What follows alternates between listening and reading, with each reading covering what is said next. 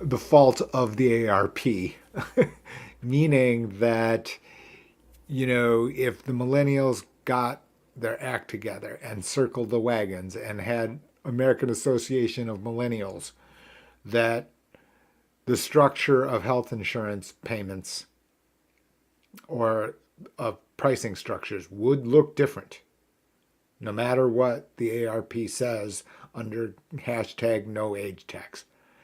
Different topic, different videos on how the AARP intentionally distorted academic fact in order to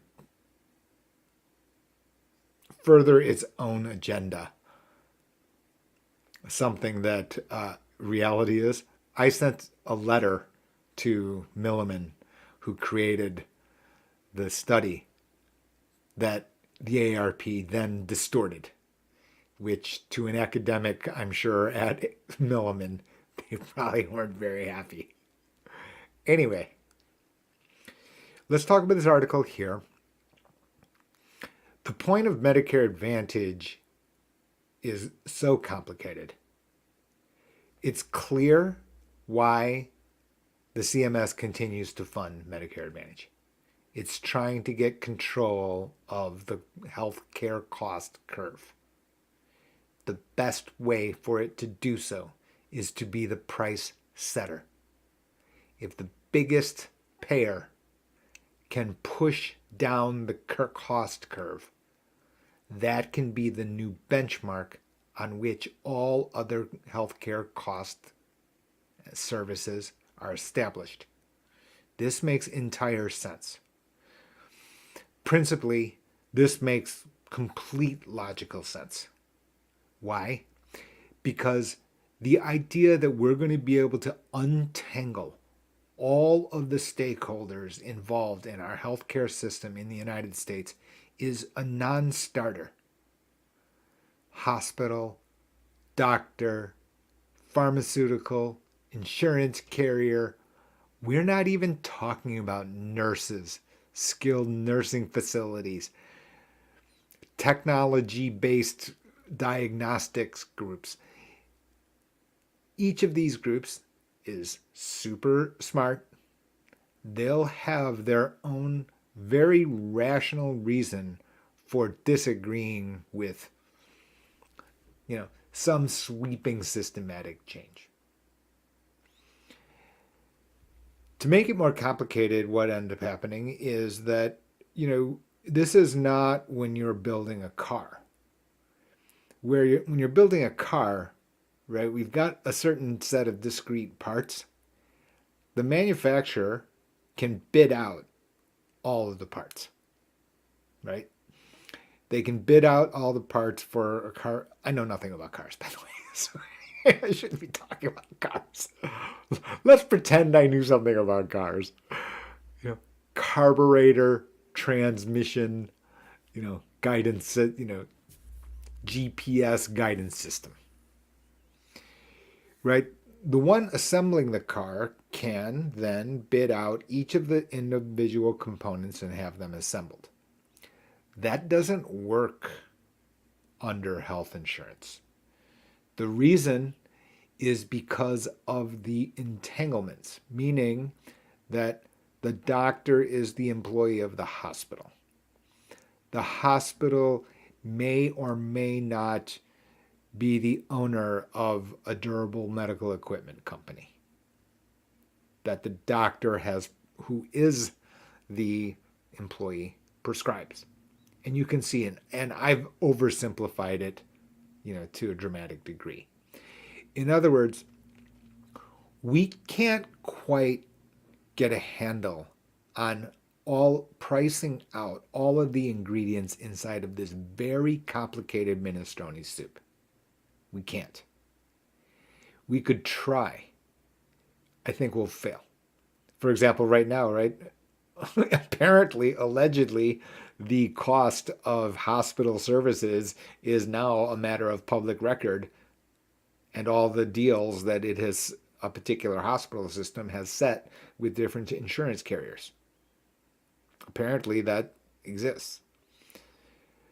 That said, what I'm going to suggest here today is then, which is going to take a few minutes, but, is a lot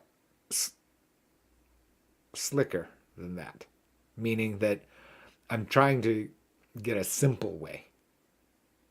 A simple way, and one that, candidly could be implemented, but also just as candidly, there's no way the stakeholders will agree.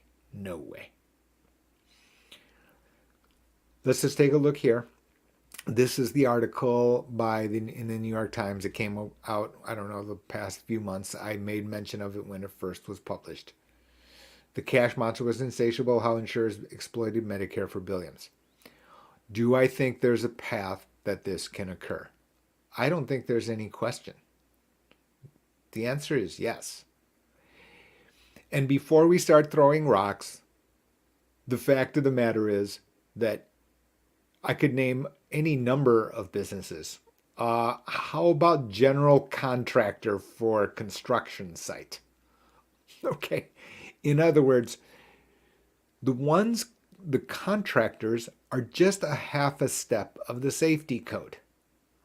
That doesn't mean necessarily that they are blatantly, violating the code just to make money.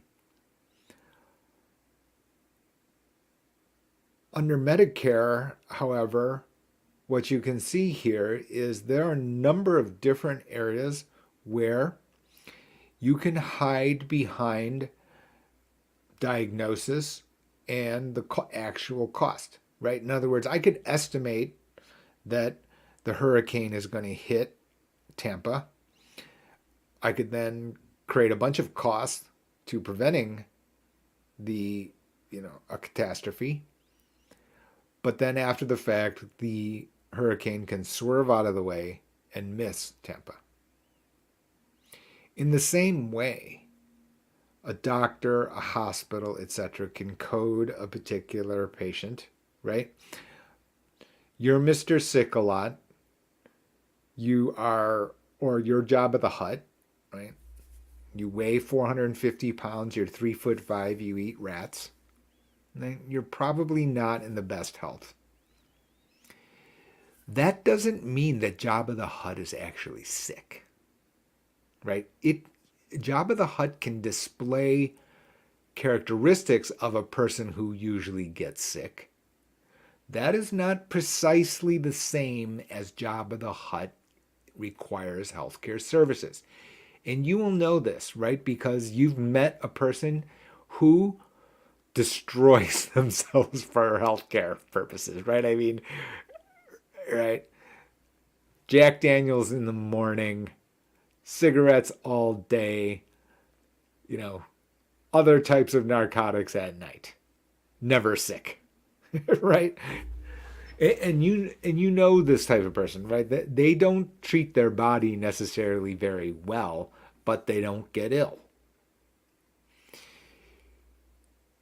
And what you end up having then is you could have under Medicare Advantage, under this particular situation, a higher risk adjustment because of the fact that this person is, for example, diabetic. They could be on diabetic and on insulin, but then have no other real health situation that would require healthcare services. Whereas the other person who is 50 pounds lighter, also type 1 diabetic, has to go to the doctor, weekly. And these two people can coexist in this planet for sure. The issue here then is that the Medicare Advantage carrier gets paid an extra amount as a result of the fact that a Medicare Advantage, member is Mr. Sick a lot. And that's described here in this article. And I'm not going to reread the article to you, but you can see it. Healthcare system called doctors and urge them to add additional illnesses to the medical records of patients they hadn't seen in weeks. Doctors who found enough new diagnoses could earn bottles of champagne or a bonus in their paycheck. And this is the kind of thing I'm trying to get to, right? In other words, this is not the same topic than I was talking about in the publicly available videos, right? That is different. That is very different. And it may look similar because they have Medicare Advantage associated with it, but they are not the same.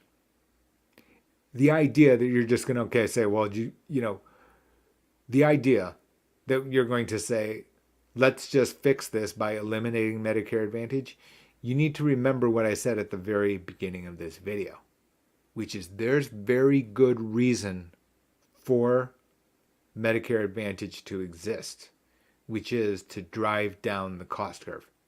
I didn't say to be single payer. I don't think that that is going to work, right? But as the biggest payer, could it then be the one dictating price or establishing benchmark pricing? The answer for me to that is yes. And that alone can justify the existence of Medicare Advantage. There are going to be some people who get, from behind the pulpit saying, well, the government shouldn't this, the government shouldn't that, we shouldn't have, profit company, this, that. Okay, different topic, right? That is Philosophy of Government in American Life 301.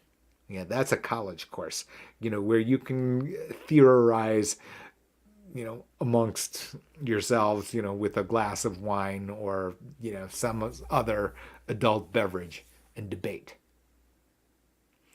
I'm not here about that. Right. In other words, that to me is such a different topic regarding, government involvement in a particular area of life. Okay. I'm not here to settle that. However, what I am here to suggest is a possible path out, and it's here, and it exists, which is that what ends up happening on a Medicare Advantage is you have member number one, they get an allowance. I've described this in the past, right? It's an allowance. The allowance has a particular benchmark. It's a stated benchmark price. And let's just call this $500. So let's call the benchmark $500 a month that goes to Medicare Advantage carrier. They take the $500. They anticipate how many enrollees, members they're going to have. They start divvying out the $500 like a child would with their allowance. Okay? So they bought an Xbox game, they bought a bicycle, they bought a new mobile phone, whatever they did. Okay? The child is then determining what they're going to do with the allowance they got from their parent. In the same way, that is what Medicare Advantage carriers are doing. They know that they're going to get a particular amount of money. They have then go about their business and saying, okay, well, we have this allowance of $500, and now let's start divvying it up and creating new designs for plans next year.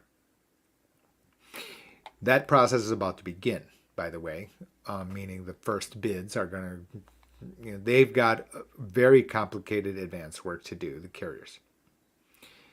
Now, the nuance number one here is that if you have a very highly rated set of plans, you can actually get a bonus on top of 500.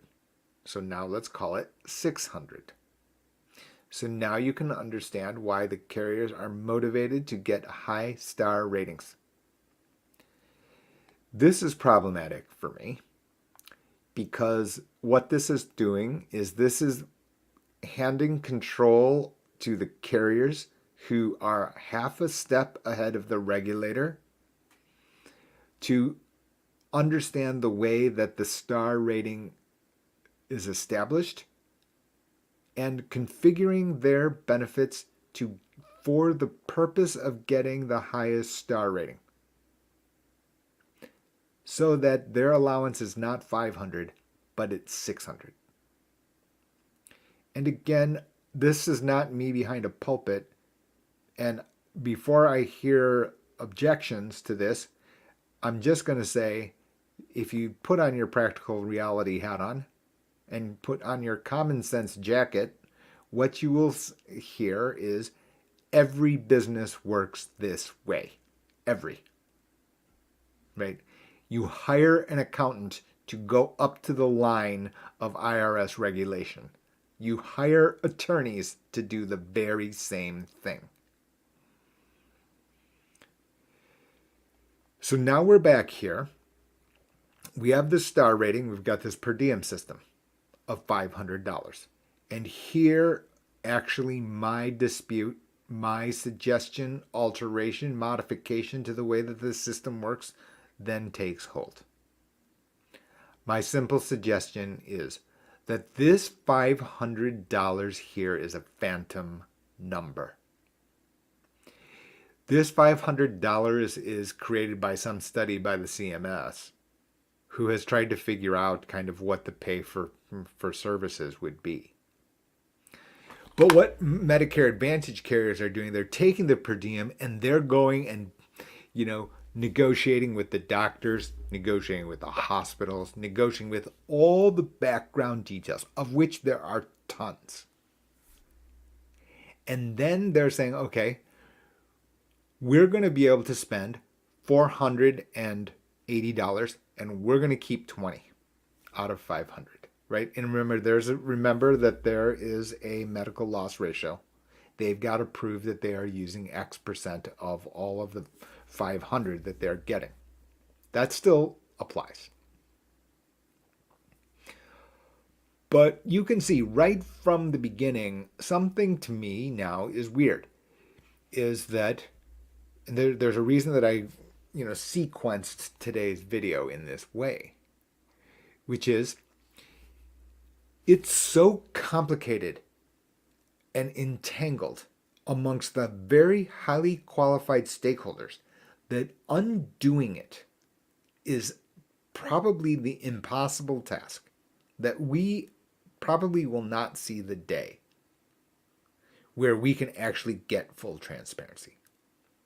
I'm just, the practical reality, Jay with his practical reality hat on just finds that an impossible outcome. So instead, why don't we flip this around and instead let the carriers bid on what's the lowest amount they'll accept for an allowance and still stay in business. Meaning, if you said the $500 number is just an assumption, and then you're allowing the carriers to take the $500 and then do all of their work in the background and then figure out whether or not they can make it fit. Why is that the path that we are using? For me, it's far more efficient to tell the carriers, look, you're going to tell us the number. And if you can't hit the number, you don't get approval at all. Zero. Meaning that some carrier says, hey, I need to receive 550. But if all the other carriers will receive 490, the person at 550, why is he even in the market? In other words, I would turn the screws, increasing the heat, the fire, on the parties who are most in control of the data and information. And, oh yeah, by the way, who are trying to pummel their counterparts, right? This is zero sum, right? Carrier number one doesn't want really carrier number two to succeed. The way to do that is just let them compete against each other. And they will. Fiercely. How sure am I on that? Medigap at a complete tie. 5 carriers within $5 a month. I'm pretty sure that the guys with the calculators are ready to compete. How would this work? This precedent exists today. This is not like new technology. This is not a new technique that I am, proposing. And you can see it right here. No, I'm not interested in being an educated investor. I am an educated investor. All we'd have to do is create the Dutch auction. So what a Dutch auction is everyone bids on the 500. So now let's just say that we need to serve in the state of Indiana. Let's say it was 10 million.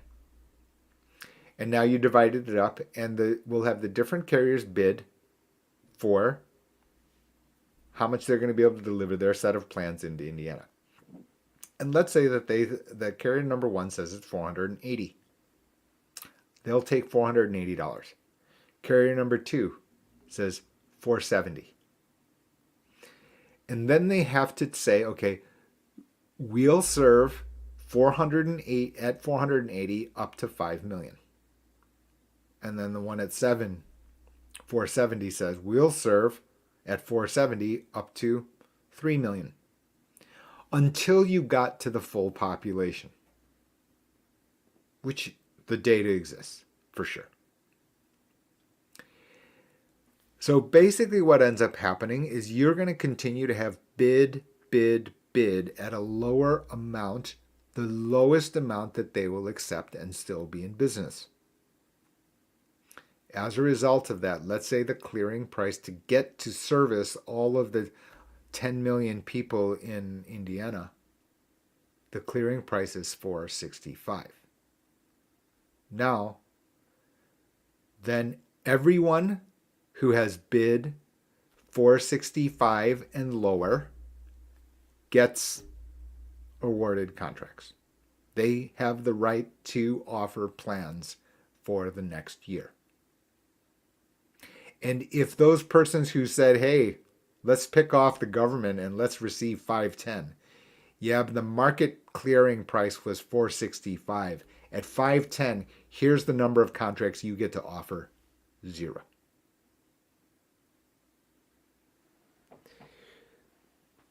This process is called Dutch auction. This is called Dutch auction. In other words, there is a market precedent for it. And how sure am I of this? This is how U.S. government bonds are auctioned. You turn on CNBC like some weird weekday at 2 o'clock. You say, bond auction went well. Bond auction went terribly. Like all this, complicated technical language. Well, here's the bid, here's the dispersion, here's the indirect bids, and here's the tail. Right? Because they're describing the nature of all of the carriers bidding for the $10 billion of treasury bonds. In the same way, we can have the carriers line up and just say, okay, we've got this amount of population to serve. We're not going to tell you what their market share is. You're going to keep serving them. But you're going to tell us what your price is going to be. Because this is doing a couple of things. Number one, you can see that the government saved money. Right? 500 is no longer your number. 465 is the number. We've saved 35. Right? Doesn't sound like much, right? It's a lot. Right? Because you can remember from the prior video that is publicly available, right? I showed you the scaling, right? In other words, I've saved 8%. Okay. That's a lot different than 0.0027%, right? So as a result, you'll have a lower clearing price because why? The barbarians at the gate, the ones who are trying to gouge each other's eyes out under the competitive arena, they'll be aggressive for you. They know that the mechanics of what they can drive deals with the doctor, hospital, pharmaceutical, durable medical equipment providers, and all the other ancillary benefits. They'll know it better. In other words, the chefs understand the cost of the ingredients and how to efficiently create the can of soup at the highest margin most efficiently. And if they know that across the street is another soup manufacturer who's just as smart, who has the same data and has the same calculating power, which they will have, for sure. that we can bank on. What you have is the competitive market driving down the 500 down to the efficient market price. Because basically it's waving a white flag by me to say, hey, I would love to have transparency about how much all of these things cost and allow the free market to be able to compete this stuff away. But nah, that's not working. Instead, it's cleaner, simpler by having the Dutch auction process come to Medicare Advantage. From there, carrier can lose money. That's their problem. That's their problem, candidly. Right? Has this happened in the past? Sure it has. We've had insurance companies miscalculate, misestimate their costs. We certainly have. It doesn't last very long, by the way. Right? There will be a market adjustment over time. Anyway, the bottom line is this would streamline the process, and also what it would do, it would take away your path to make this possible. This now becomes impossible, right? So fine, you want to have a bonus? Fine. But you don't get any risk adjust. You don't get from 500 to 600 here because you've bid on the single number you're going to get. This would eliminate the star system. This would eliminate the idea that you could have upcoding to get extra. There is no extra bonus here. There's a single number for the allowance that the carrier would accept, and the market would be the one who's driving the result. Then, when you multiply that by 30 million, now you can have actual progress towards the enormous numbers, what, 827 billion or something like that for 2023 going to be paid into the Medicare system. We need to make progress. We need it fast. Trying to do it piecemeal, trying to call the AMA for their advice? Nah. It goes to show you how far away we are from getting a solution. What I've described here are financial efficiency measures. They are not talking about, calling up experts in Gray's Anatomy. There's a reason for that. That's a different topic. That's it for this video. Subscriber edition to Jay's Corner. You can see why I've got to keep this behind the paywall, right? Because the reality is that to many people, this just does not matter. None of this stuff matters if you're living check to check. It really doesn't, right? I get all that. And nor should it, to be candid with you. They don't have time to consider, pontificate about, government debt, government systems, etc., etc. They care about making their singular Social Security check last until the next month in the face of 6% inflation. I'm not trying to throw a rock at that person. This is still the no judgment zone.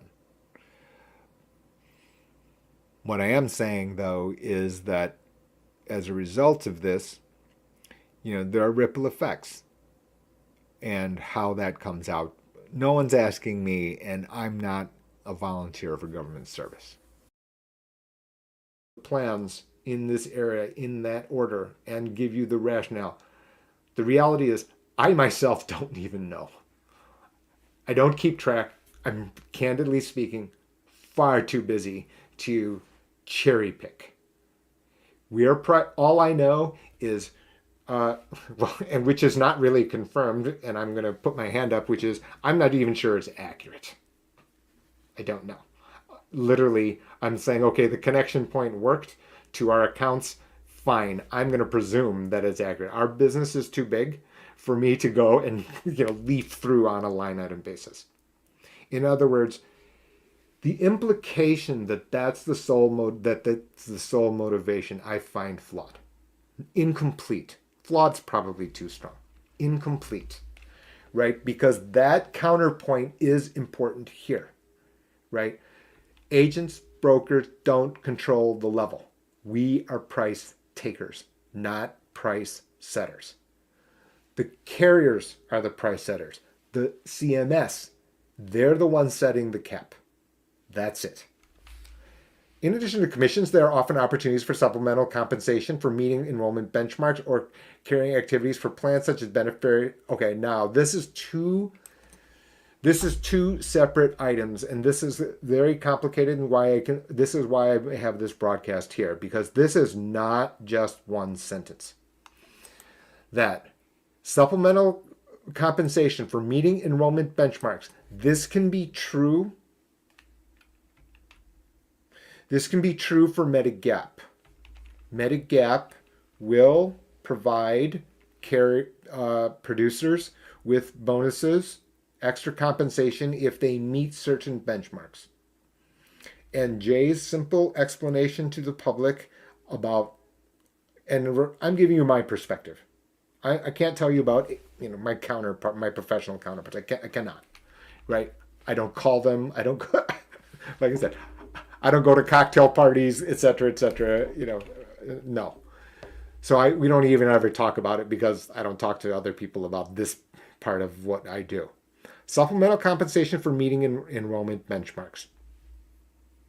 Yes, so that can be true. Or carrying out activities for plans such as this is. So this innocently looks like just a second phrase. This is not as innocent. I don't believe Jay's opinion. CMS is not asking me. Carrier's not asking me. Carrying out activities for plans such as beneficiary risk assessments. This one here is true. This is true, which is that your broker, your agent, maybe, let's say you enroll in Medicare Advantage Plan X. Can you then receive a follow-up in email, or at the time that you are enrolling, that broker or agent could say, do you want to have this health risk assessment? It'll better help them tailor, services to your specific needs. That is, while that can be true, there is extra compensation to producers. The answer to that is yes. Now, the reason I've slowed my pace notably here, very notably here, is because this risk assessment matter is also, I'm sorry, that's my too many plugins. This risk assessment here is also the pathway by which Medicare Advantage carriers are provided extra bonus amounts on the Medicare Advantage risk adjustment. Now for that, for example, let's just see, and that's the point of this article here. And you can understand the pregnant pause. Pregnant pause is probably inappropriate for the 65-year-old crowd. But my point here is that the reason for me slowing down is the fact that the risk adjustments is the doorway by which this article has been written. And again, I'm using the sources, the media sources, the information sources that I regard as top of class. Meaning that I'm not going to sit here and say, that person's just trying to persuade someone else, etc., etc. Objectively speaking, this is the pathway. This is also why I have never sent a single, not one email to encourage or even inform that this exists. Because you can understand, I am interested in keeping as far away from even the sniff of this. The reality is that this is our world. Our world is that this pathway exists, and can there be fixes? Yes, there can be fixes to this. We have Supreme Court case saying that Medicare Advantage care can be the subject to clawbacks later. The model for which this occurs, these risk adjustments, has been adjusted. That is what the incredible crossfire over the past 2 months on Medicare included it. Is it perfect? My editorial comment is no, because the fact is the doorway still exists. Let's continue here. So we've got a chat question. How much a year can it cost you? It's the penalty is 10% a year if you have not enrolled in Medicare Advantage, Medicare Part B on a timely basis. 10% per 12-month period. Most brokers and agents say they are paid more to enroll people. True, I've already addressed this. Some variation by geographic region. Most focus is going to be said. Higher commissions for enrolling people. 3 times more to sell Medicare Advantage plan. Is that right? Possible. That's possible. Yeah. Finger in the air, that is possible. Even with standalone commission, to most were much higher. So now you can understand the advertisements. And the public, I do believe, understand. And brokers and agents also said relative commissions differ for new enrollments versus renewals. True. As I commented on earlier. The latter and more reliable for Medigap. About a tie is what I would say. And again, I don't have time, candidly speaking, to compare every carrier, every age group in every location. Not incorrect. A lot of times you're pushing Medicare who want freedom, which would be a supplement plan. California broker. So I'd urge caution here. You remember I said that in Ann Arbor, Michigan, that freedom of choice of doctor would be supplement plan? That it can depend on where you are located. Our experience in California is that, yes, network's not as great. Medicare Advantage plans in particular cities, not as broad, not as competitive as others. So from this, I urge caution, and the reason for today here is this, is that it's not wrong. It's also not complete. You can't haul this take here to every location in the country. You simply can't. What works in California for you may not be the same conversation for your cloned brother who lives in Chicago. That's just not the same. Because all of the Medicare Advantage plans, the carriers, even when the plan name is the same. National Carrier Plan X exists in LA and exists in Boston. The terms and conditions are not exactly the same. They aren't. They are modified specifically for the geographic location. So this is kind of the reason that I'm addressing this article, is that it is a high quality article. No one's disputing the source. Nevertheless, this kind of take here isn't exactly all annuities are bad. Stocks outperform in the long run. You know, I swerve here because, I'm an education fellow at the Alliance for Lifetime Income, and this is the battle, right? That simple overreaching generalizations just simply don't work. According to brokers and agents, the commission structure incentivized the plan charging high premiums. I don't agree with this. And the reason I don't agree with this is because my number one motivation is for clients to be with our practice forever. And the only way we are able to do that is to make sure they are on razor's edge of price and efficiency.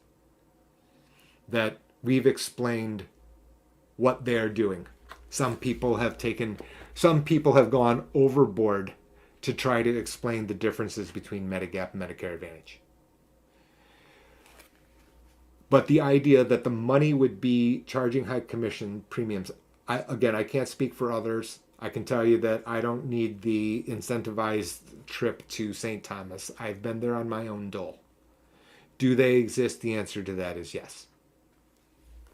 Again, I can't talk about others in this instance on this matter. Most beneficiaries choose higher premium plans. That's because they value the peace of mind knowing that, okay, so this is true. So in Maximize Your Medicare, I'm basically telling you this, and I'm going to boil it down to this, which is that if you look on YouTube and type in Medicare, you'll see Medicare versus Medicare Advantage versus Medigap times basically, 300 videos. I'm probably low there. Right? When you are choosing Medigap, you are choosing not the cost. You are choosing the contract. That contract is standardized and grandfathered. Those are the two words I've used to describe Medigap in this book since 2013. It is not price. It is the fact that there is no doubt about what is covered and to what degree year after year. That's the case. But for beneficiaries on a tight budget, it may make more sense to have K or L, the feature cost sharings, but low premiums and limits out-of-pocket payments. Maybe. And this is the reason I am slow here again, which is K and L are not fully complete. That is true. This article seems to say that, hey, K and L may be better. This is the website to Maximize Your Medicare. We have this tab here. Down here, we've got the grid. And the issue here is, yes, K and L do have an out-of-pocket maximum as detailed down here. That said, when I add up the dollars here, the issue here is this out-of-pocket maximum limit, $62.20, for example. And this is I'm going to make this point here. Medicare Advantage premium here is 0. So you're paying a non-zero number here, and you're subject to this, plus the administration. Right? You've got to know, okay, am I getting charged the 50% for every line item? In other words, part of the stability and that I've talked about when I talk about Medigap, another reason which is omitted from this language, we'll get to that later, but the one of this which is omitted here, it's a notable omission, which is that part of Medigap is not only that peace of mind knowing all, that actually is not how I would have described it. I would have described it be due to the fact that it's standardized and grandfathered. The reason that this K and L I don't agree with here is because part of it is due to the fact that when you're on Plan G, Plan N, there's no administering this 50%. There's no administering or having counters out for 6,200. For me, when I'm comparing these different plans to presenting to prospects, clients, existing clients, they're asking me questions. They're saying, I saw some video, I saw some hot take. What do you think? I'm telling them about the fact that actually the feature is standardized and grandfathered. Meaning, right to the intro of today, when I'm saying health insurance, financial contract, we're assessing financial contract. Not necessarily. And from there, you get a price, and then is that price appropriate for the household situation? Such lower premium plan, usually private for low fees. So, that's true.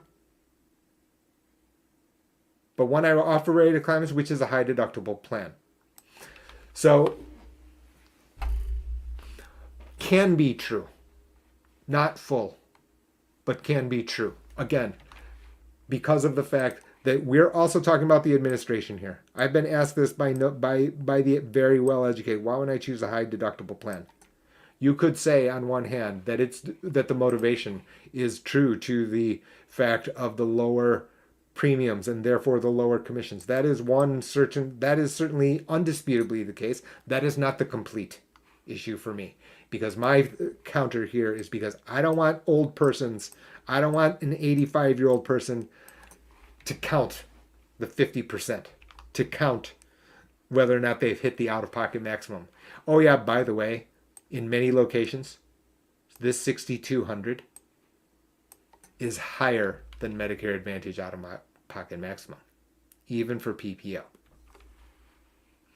So again, we are talking about payouts if you require healthcare services. Commissions for standalone premiums. Reviews too low and not worth the time, creating problems for beneficiaries. Yes, this is true.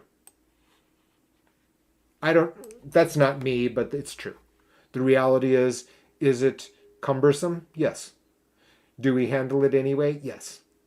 And if it happens to be, it's a carrier that does not play, if you will, with brokers and compensate us, that's our commercial risk. Doesn't matter to us. To be candid, it's far more important that client is there, our client, our captive client, so that we could get onto our other topics here. Sitting here on Jay's corner, right? Medicare is just one of a long list of topics. This then happens, unfortunately, which is that because of that, some persons are not informed that Medicare Part D has the late enrollment penalty and it has these lapses at precisely the wrong time. That's true. I'd address this. This is the New York Times article. So let's continue here.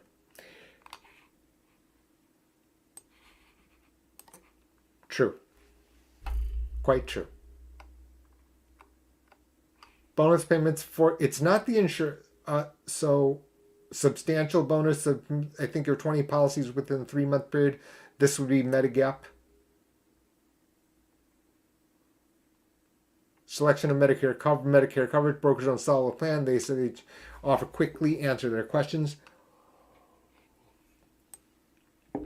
On feedback. Okay. I have made some points and I've stopped there at the line because it's over the line. Right. I'm just going to say, I still don't choose, not all Medigap. I said that the plans are, Medigap is standardized grandfathered. Those are true. I stopped well short of saying, then I just choose based on price. There can be reasons here. This looks like negative. This reads with a negative connotation here. It's not. This is actually a reasonable reason for a broker agent to recommend one Medigap carrier, one Medicare Advantage carrier compared to another. There are certain carriers, Medigap carriers, where the administration on the back end is unworkable. I'm not going to name who they are. That is for our clients. There's certain lines here in the sand that's well over that line. I'm just going to say there are certain carriers that if there's an administrative issue, that unwinding the issue, getting to the bottom of that issue is so onerous that one experience of it is enough to say we don't need that carrier. Why? because from a price perspective, that is a tie. So why am I going to choose this carrier and not that carrier on a tie when I know that that carrier is terrible on administration? That if my client calls the insurance carrier, they're left on death hold and they get bounced around to 30 different departments. That happens with specific carriers. I'm stating that out loud today. Again, I'm not going to tell you who they are. I know who they are. I've got Santa's list. I've made a list and checked it twice. And yes, that carrier is naughty. That's a reason why, because that carrier is also not cheaper. So why am I paying more for more onerous at the other end if we have a problem? So that is good. That candidly is the broker agent doing their job. This text doesn't read that way. Broker agent decide which plan to fill their portfolios, even if it limits. This one, I don't know. For me, this is a stretch. That's my opinion. Required to search a number of plans to disclose them. If somebody I cut it to the chase. If somebody wants to get the reports from us on the 116, 120 plans in Hillsborough County, Pinellas County, Pasco County, which are the counties that surround the Tampa area, yeah. And then they can do so in numeric order. You're going to broker in order to get their filtering. And now I'm in the interest of time here. Are we almost to the end? We're not close to the end, but in the interest of this is most of it. That you're going to fully qualified broker or agent in order to help you with the filtering. So you can take my comments today. I'm not going to detract. I'm certainly not retracting any of them. I can only tell you what our practice is. I've also pointed out which of these statements I don't want to leave with the extra implications. When I present in public, which is well over 100 times now, I swerve out of my way to say, look, I'm going to speak up to the period. I'm not going over that period that our society has taken and says, okay, he said this, he must have meant that. No. And here I'm trying to address the fact that some of these sentences here are true by the highly qualified, but some of them may leave people with the wrong messaging. Brokers, and let's just continue, sell the combination. This makes sense. As I said, you're Mr. Perfect. You have 35 children. You live on Social Security alone. You're a person where the extra money means food. This makes entirely sense. You accept the risk of Medicare Advantage and the fact that you could hit the out-of-pocket maximum. Candidly speaking, you'll see. I said two of the biggest and best here for health when it comes to healthcare costs and health insurance policies is Commonwealth Kaiser. Kaiser has an article many times to say that when you're on Medicare Advantage, it costs more if you're hospitalized. That is true. If you're inpatient hospitalized, that you are very likely to hit the out-of-pocket maximum. That's true. But what other people have done with that statement is say, see, this is evidence to say that Medicare Advantage is more expensive. Yeah, that's true in that year, under the assumption that that's the only year that you're alive. Every commentary leaves that last clause that I just said out. And I'm going to leave it to you here to tell you about how complicated it is. So this here is EBRI. This is getting the headlines now. As I said, the crossfire under Medicare over the 2 months have been stunning. I'm exhausted from just reading this stuff. this is the big numbers here is about, how much you need to have saved to have 50% chance, and it's 90% chance here. And then here's the couple, etc., etc. Buried by the media. Buried by the media is the following. This is the same person under Medicare Advantage 96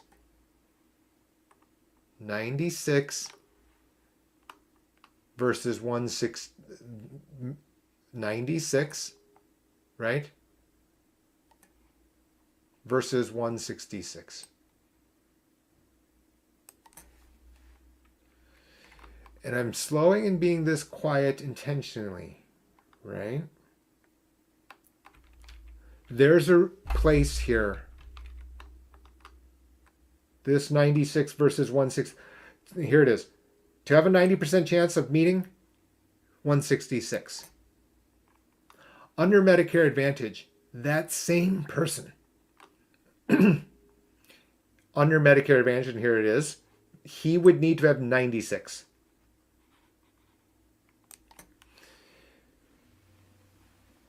Now, $70,000 is a lot of money. $70,000 to a person who lives check to check is life-changing money. So there's my last takeaway here, which is that I'm not going to tell you it's going to get easier. I'm not going to tell you, these are all true and obvious. This should not be news. Which is that the difference here, the media has buried the lead. That I understand that, yes, you need lots of money in order to save for health and healthcare costs as we age. Over time, true.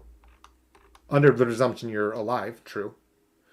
What they did not say, however, that there are paths where someone saves $70,000 to have a 90% chance of covering their health care costs in retirement for a 65-year-old male. In the interest of time, like I said, I've talked at this pace for 52 minutes. You can imagine, fully blown, could this be 3 hours? Sure, absolutely. Last point here, which is if you're on Medicaid, Medicare, both, for dual eligible crowd, there are special Medicare Advantage plans that address everyone, all of what Medicaid covers, plus extra benefits. Those extra benefits are thousands of dollars a year, and again, to the population who needs it most. There's reason that we are suggesting special needs plans to those people who are dually eligible. All the ways to follow are here at the bottom of this text. They're not populated now because, like I said, I don't have time for the full preparation and gloss of production and editing. We'll see when the glossed up version is existing. I'm Jay. I'm the author of Maximize Your Medicare. MaximizeYourMedicare.com. ProtectedIncome.org for persons who need insight on other financial aspects through retirement. jo.substack.com. Tons of free resources for persons who need information. And I'll stop by saying I won't be here for if you're naysaying Rihanna during the halftime show. Self-made billionaire. She's earned the right. The fact that what I'm saying is the Inflation Reduction Act has not only lowered it, but it has stabilized your expectation planning set here. So actually, for me, this is a lot, quite encouraging, to be candid with you, because this number, in the absence of the Inflation Reduction Act, can be astronomically higher. Astronomically higher. You can understand that, right? Insulin, prior to the Inflation Reduction Act, running for 20 years, right? With inflation and without the Inflation Reduction Act, this number here, this first digit's the wrong number, easily. You could be low by 200,000 when you're talking about 20 years, for sure. Let's continue on here because I wanted to point out this fact before we segue into the next portion of this Medicare talk, if you will, retirement planning talk. Although there's a significant individual variation, enrollees in Medicare Advantage generally have lower savings targets. A man enrolled in Medicare Advantage would need to have saved $56,000 to have 50% chance, and $96,000 to have 90% chance. So you can see it here that what they said, right, is that the man needs $96,000 under Medicare Advantage.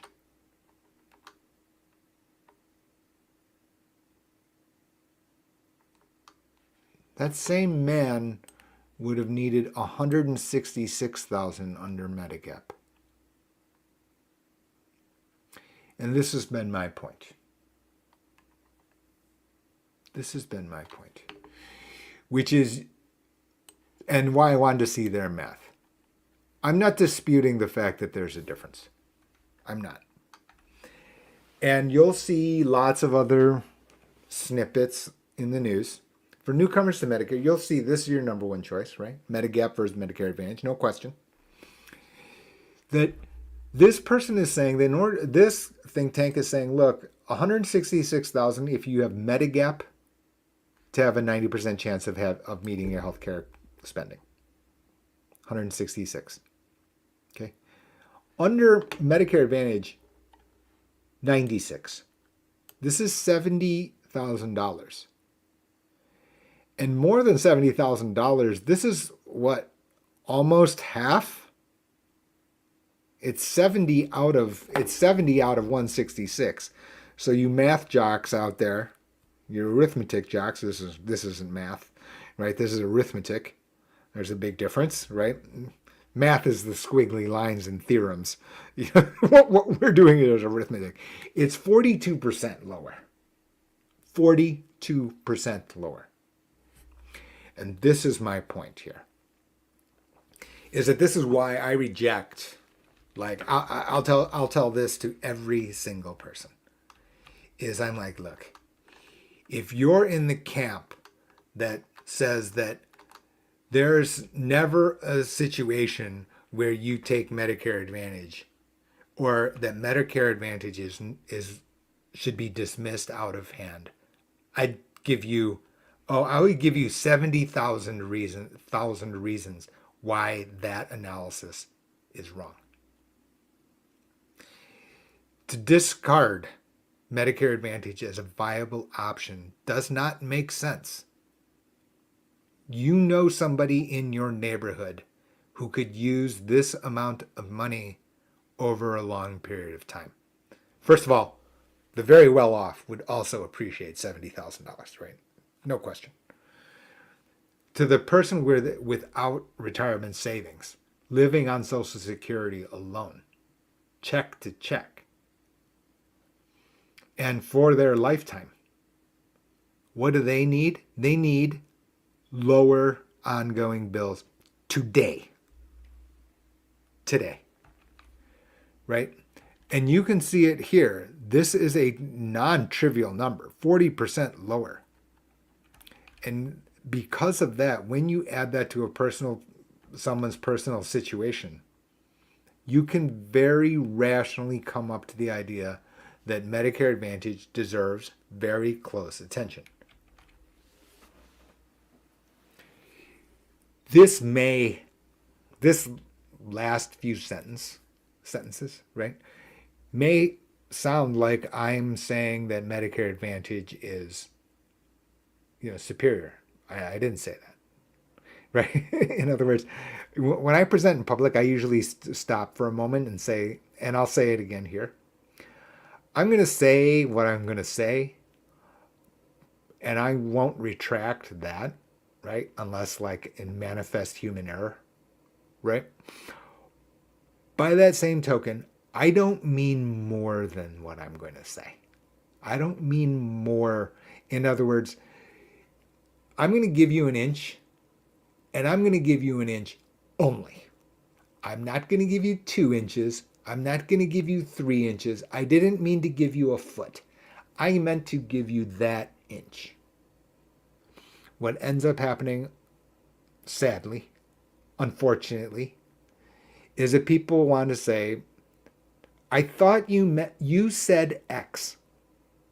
I said, no, I said Y. You stretched it and changed it into X. It's very important for me as a communicator, right, to make sure that this is very clear, which is, I'm trying to talk as if, okay, I'm an everyday person, just, I've got two eyes, just like everyone else, two arms, two legs. That's true. All of that's true. And I'm trying to have, our communications, these videos out in free use because of the fact that, I think that everyday people have the common sense to understand. That said, that doesn't mean that I want people to stretch what I say into something else. In fact, a lot of my actual editorial comments are not going to appear here in public. They're only going to be behind the paid Substack. Why? Because you can now understand, now that I've actually added other organizations' names other than my own, right? Which is, there's openmedicare.com, there's the Alliance for Lifetime Income, right? We're not going to get my tongue deeply in cheek, comments as frequently. Takes quite a bit of effort. My tongue bleeds some days because I've had to keep the snark away. But the reality is that in sincerity, I don't want people to have the misunderstanding and get the wrong message. And the reason I slowed down here, right, is that I'm going to go back over here now to the new Maximize Your Medicare website. Is I've talked about the fact that Medicare Advantage can have tremendous savings, and that a lot of the articles, there was one article during last year, the middle of last year, by Kaiser Health News, which is the top of the healthcare costs web think tanks, but said that, costs incurred under Medicare Advantage are higher than under original Medicare. Yeah, I agree for that year. I'm not disputing, that could be the outcome for that year. I didn't say every year running, right? We are living in multiple years. And my point here is that this D, health related, when I add all up the sum of this orange here, it is not a surprise to me that we have found that this think tank has actually pointed out that over time, that this difference of $70,000 in cost superiority under Medicare Advantage can exist. That is absolutely positively can be the case. Why? Because you're paying for Medigap premium here, and you're not necessarily going to the doctor and using healthcare, incurring healthcare costs. Now, that all said, that doesn't mean that that Medicare Advantage isn't going to be without controversy. I have compared Medicare Advantage versus Medigap probably 50 times, right? I think that we're up to like 160 videos on the Maximize Your Medicare channel. Okay. Anyway, you can see it here, right?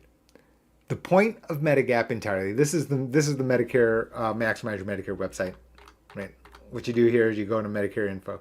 It's under the Medicare info. Tons of information. We're gonna get into that later.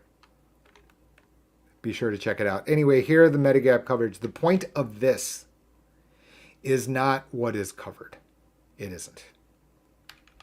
It's not the fact that the Part A coinsurance and hospital costs are covered. It's not the idea that, the Medicare Part B coinsurance or copayment of 20% is covered. That is not it. What is it is what I've stated here in Maximize Your Medicare.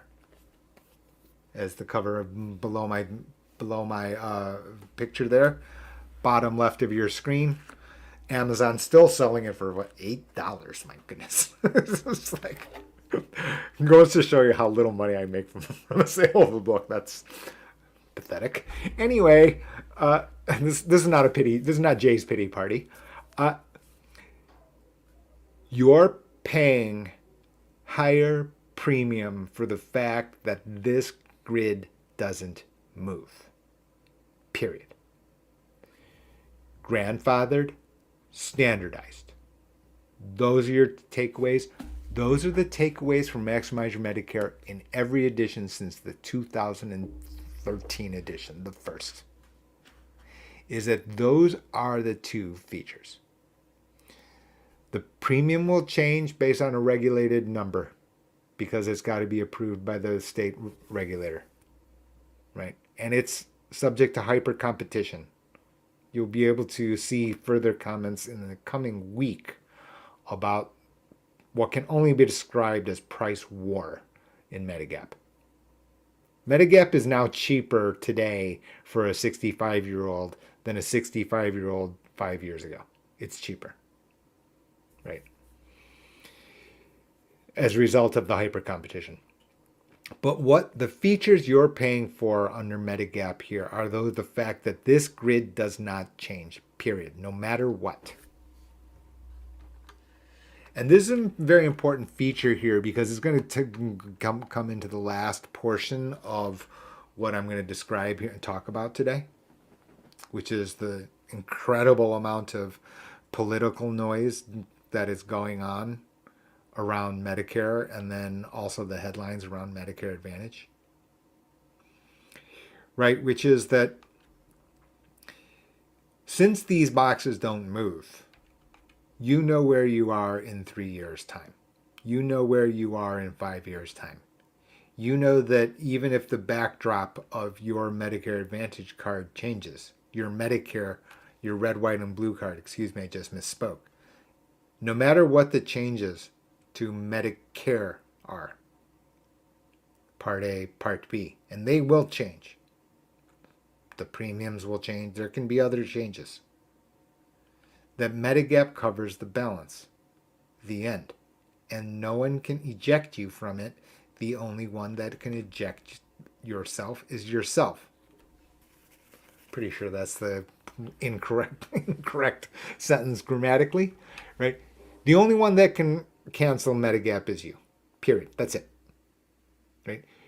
For that, you're paying a higher tax. You're paying the tax for the stability. You're not paying the tax for superior coverage necessarily. You're not paying the higher tax because you're not paying the tax because your overall savings under existing regime is superior. No, I wouldn't have said that, right? And this think tank, EBRI, is revealing it to you. 166 for a man, 96 under Medicare Advantage. Non-trivial amount for those persons where $70,000 is a lot of money over time. Does that mean that Medicare Advantage is always superior? No, it doesn't. Because if you knowingly are going to hit the out-of-pocket maximum every single year, then this EBRI number here is going to be wrong. It's going to be wrong. You know who you are. You've lost the DNA coin flip. You know who you are. You're Jabba the Hutt. You're 700 pounds, 3'5". You eat rats. Right? In other words, you're Mr. Sick-a-Lot. You're Mr. Sick-a-Lot. You know it. You have $10 million in your bank account. Okay. You hand over because you value the stability more. You live check to check. You're Mr. Perfect. You're Miss Perfect. It's a lot different. It's a lot different. It's simply the fact that you cannot just simply say, okay, always Medicare Advantage or always Medigap. The idea of never to me is just, it's more of a statement about how extreme our society is. We don't have, I'm under the camp that people have common sense. Never ever isn't really a phrase that we should be using. Okay. That all said, on the $70,000 savings, clear, right? I mean, and again, I would love to see the math here. I mean, I know that there's a difference, right? That is not a surprise to me at all, right? Over time, yes. That said, Medicare Advantage is the feature that you're paying for under Medigap continues to be true. In other words, under Medigap, you're paying for the fact that this grid doesn't move. Under Medicare Advantage, the grid is going to move. And you can see it in the headlines now. Here it is. So Avalier is, the high end of, research firms, consulting firms. I'm not going to tell you they're completely unbiased. Their constituents are carriers. Okay. But basically what has happened is the fire and the fact that half of the Medicare population is going to be on Medicare Advantage, and all of the negative noise around Medicare and crossfire on Medicare Advantage. You can see examples here. You can see the examples here, right? Big groups, credible groups, examining Medicare Advantage, examining cost overrun. And then now, as a result, you see, further scrutiny of Medicare Advantage. And then you can see the summary here, and I'm not going to read you this incredibly technical information here. But here, due to changes proposed, enrollees in Medicare Advantage could have higher premiums and fewer benefits in 2024 than 2023. Is this possible? The answer is yes. It's possible. And this is my point, right? Which is the very thing. If money were your only fact that you were trying to save, that were the only matter, then does that make this different? Probably not. Probably not. Right? Because out of $70,000, so 1 year is $1,000 more than under Medigap. The next year you don't go to the doctor at all, and all of a sudden you saved yourself $3,000, and back and forth, and you do this over time. That was the point on, I'm very sure that that's the point of how they came up with this difference in projections. That's not going to mean that every year that Medicare Advantage is going to improve. I didn't also say that either. Is that under Medicare Advantage, under Part D, both annual contract. That means every detail subject to change. You cannot get away from the inherent differences between Medicare Advantage and Medigap. And while you can control to some degree your health, right? I'm not talking about your DNA, right? That, as far as I know, you can't switch your DNA, right? Okay, Jack Daniels before 10 a.m. probably not a great health care, advice. Okay, fine. That's the stuff that I'm talking about. That people have this idea that, okay, well, you're the one in full control. You're not. No way. There are other forces here that have to do with demographic and fiscal reality.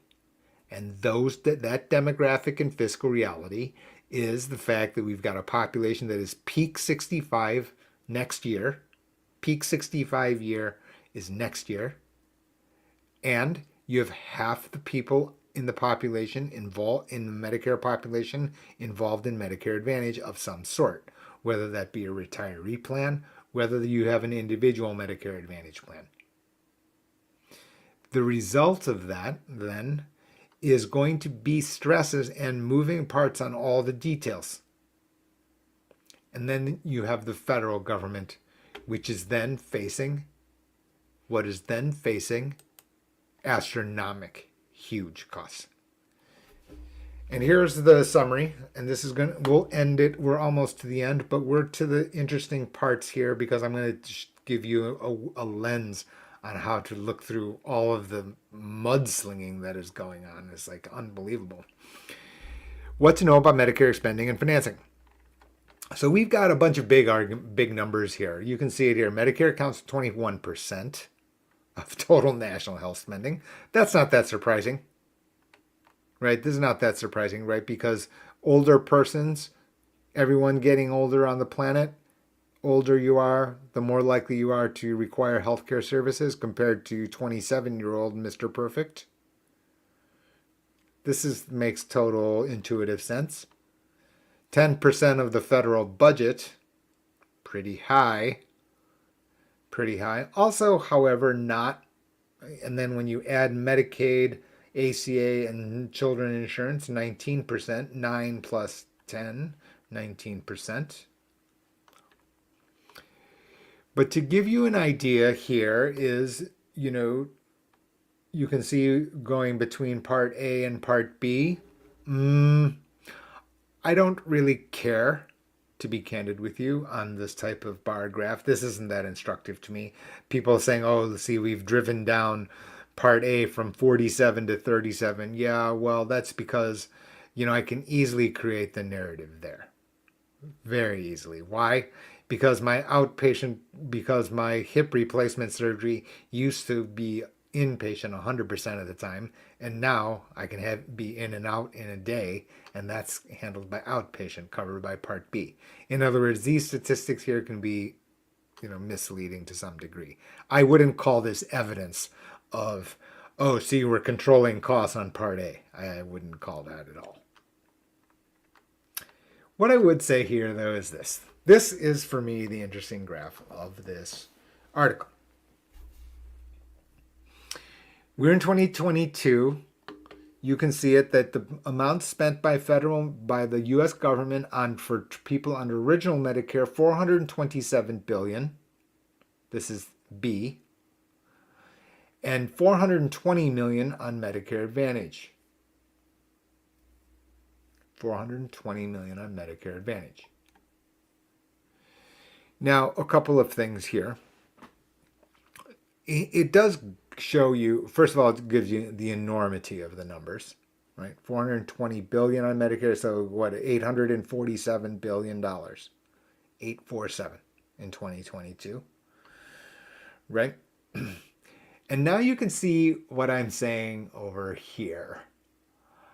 I see things like this article here. Did your health plan rip off Medicare, et cetera, et cetera? And recently we've had a re-rating, and I'm going to talk about that in a moment, right? So you can see overcharged, KHN reported, overcharged. So by the way, right, it glossed over the fact that it undercharged also.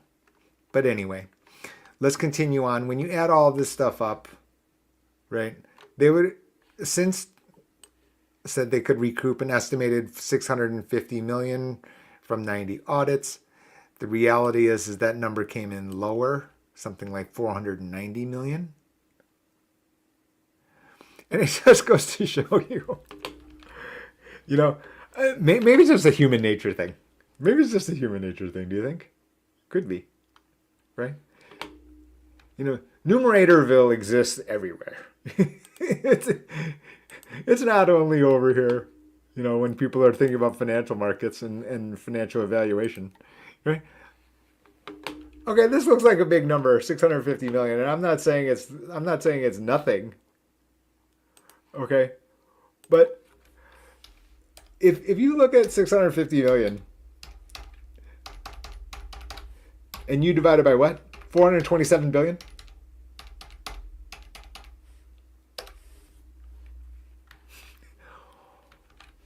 %0.15%.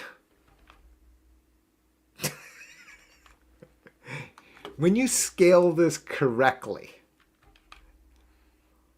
right? If someone told you in any on any matter where there was uncertainty involved, let's just say get to 18, right? At that point is 236 million. So I've overstated it. Oops.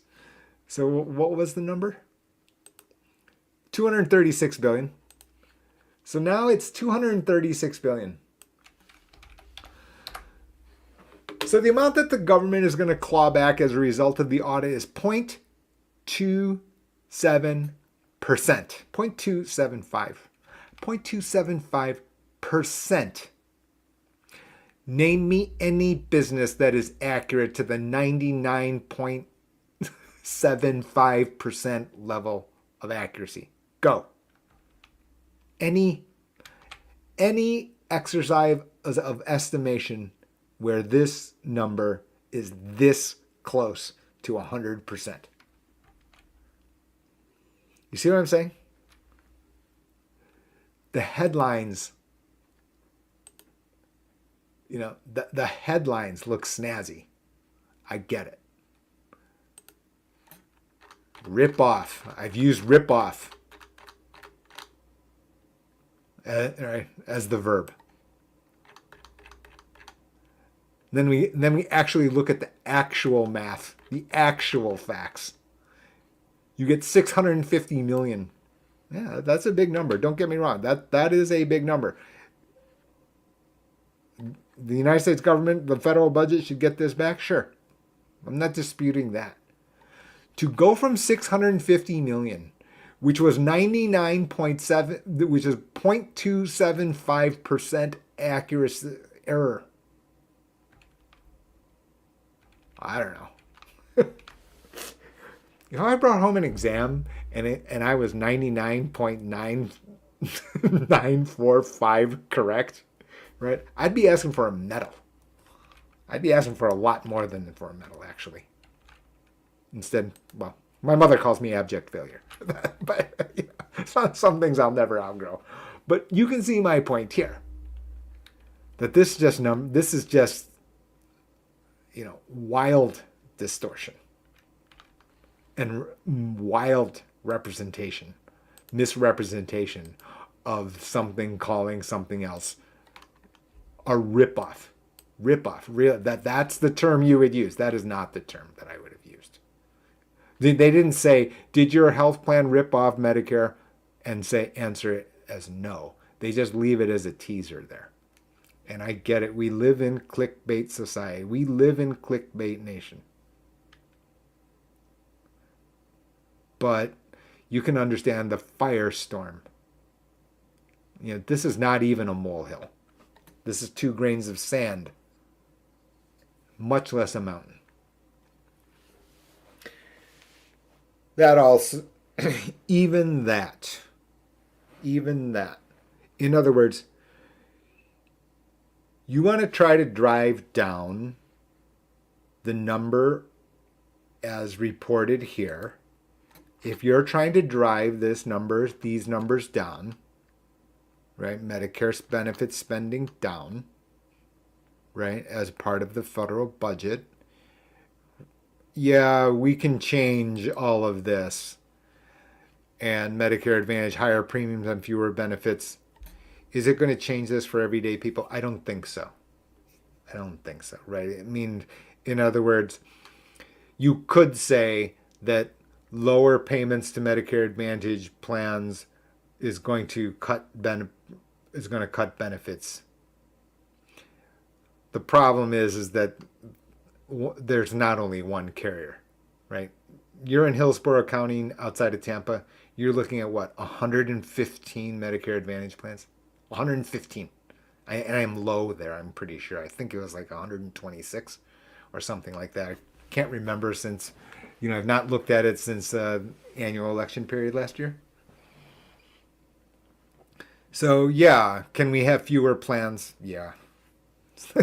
If you're in Hillsborough County, you'll be thankful, right? In other words, you're just not going to...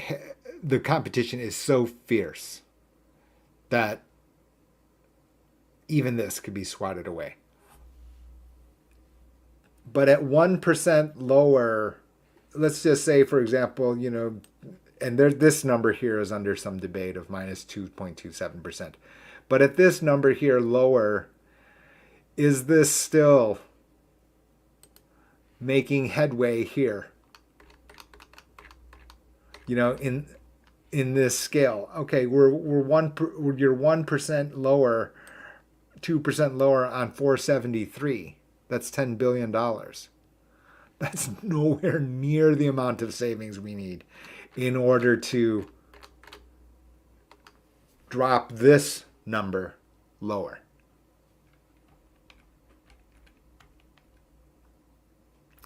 Do I have proposals on how to drop it lower? Yeah, I do. Am I able to share them in public? Nope. Can't do that.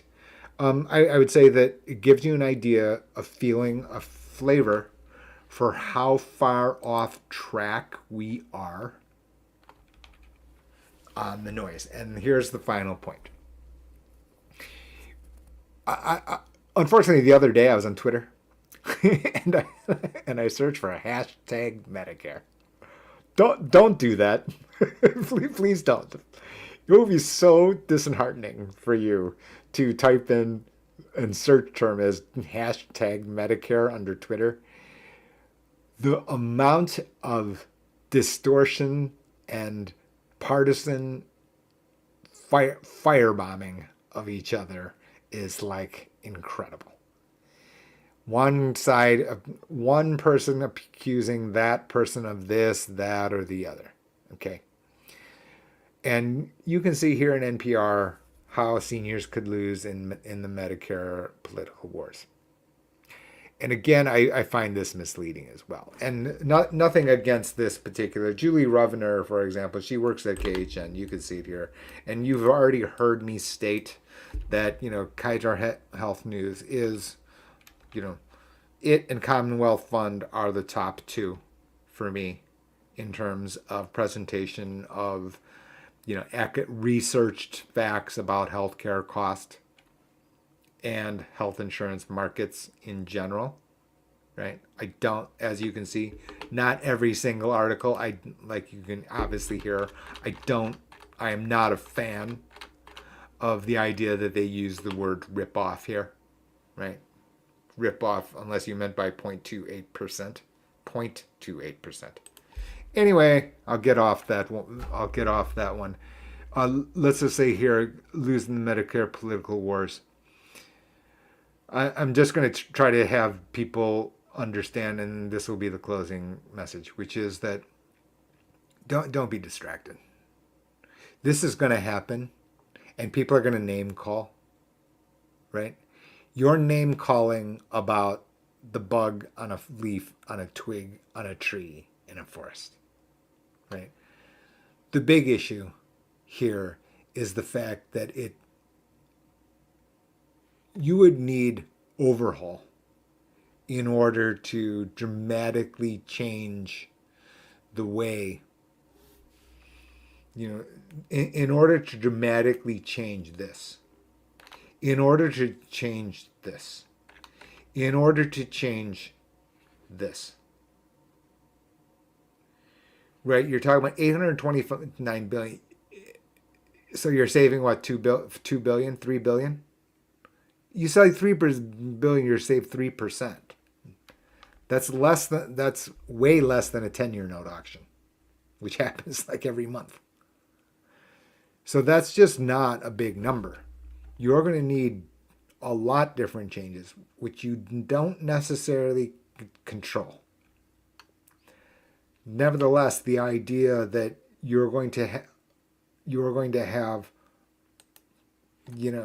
one party solely responsible, and the one person, like, this is the root of all evil, trying to gut the entire. And you're going to have competition for control of the narrative, for sure. But I do agree with what she concluded with this article, which is that, let's just see here at the end. Oops. Be nice if I went to the right article. that here at the end, you know, this article is talking, and I'll put the links in the right. Medicare and Social Security can't be fixed until both sides lay down their weapons and start talking. But every time a politician unsheathes their talking points about Medicare cuts, that truth seems less and less possible. On that one, Miss Revenue gets my compliments, right? Because I agree with that observation. Better for beneficiaries, better for people for financial planning is to deal with the understanding of Medicare, understanding about Medicare Advantage, Medigap, what their choices are, what they are actually selecting and why. And the reason you're doing that is so that you are accepting the risks and or not, so that it fits within your context here, which is this line on health related expenses, so that you are doing what? So that you are getting the greatest household net worth over time in the widest numbers of scenarios. If you've done that, then you've taken the message of Maximize Your Medicare and applied it to your wider financial set of goals and objectives. All right, that's enough for today. I'm exhausted, as usual. 7:50, 7:20. I've made it. I tried to hit 45 minutes today. 5 minutes over. Be sure to like and subscribe to the channels. So important. I know that the message isn't, pretty 10-minute glossy, nice thumbnail and all that. If somebody wants to volunteer and do that, please, I'm all ear. Oh, by the way, if you have, we'll talk about grandchildren and college saving and very shortly. That's the next up on the short list of projects. But reality is, if you got young people who want to volunteer and do something creative to put on their resume for internships and things like that, I'm all ears. Absolutely. I'm Jay. This has been Maximize Your Medicare, Jay's Corner. Be sure to like, subscribe. Hopefully you will like today. Talk with you next time. Be sure to subscribe to the Substack, jo.substack.com.